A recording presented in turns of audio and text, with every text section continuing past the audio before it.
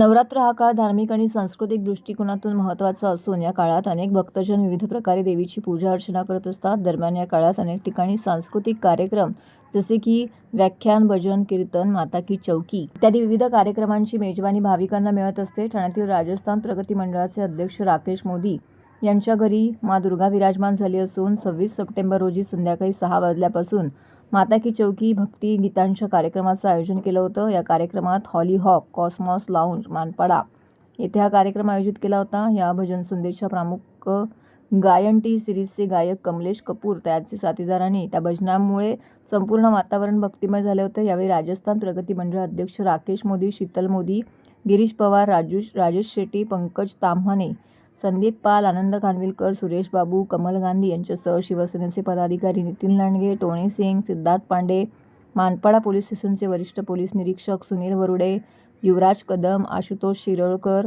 इतर परिवार, भाविक भक्त मोठ्या संख्येने उपस्थित होते।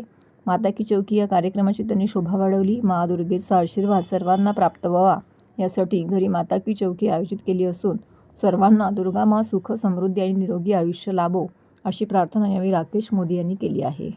जय माता दी। प्रत्येक वर्षीप्रमाणे यंदा हे 14वं वर्ष आहे।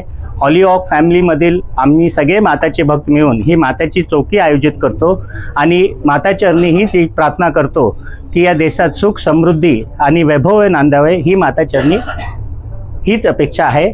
जय माता दी। या कार्यक्रमामध्ये एकच भावना असते, हॉलीहॉक आणि मित्रपरिवार सगळे मिळून एकत्र माताची आराधना करतात, वंदना करतात आणि माताचे छान छान भजन आमचे सुप्रसिद्ध भजन गायक कमलेश कपूर जे सतत 14 वर्षापासून आमच्याकडे माताची चौकी करतायत आणि हे पण रेकॉर्ड आहे की कमलेश कपूरनी एखाद्या फॅमिलीमध्ये 14 वर्ष कंटिन्यू मातेची चौकी करणं हे पण मोठं नशीब आहे। कमलेशजी तुम्ही पण या इथे।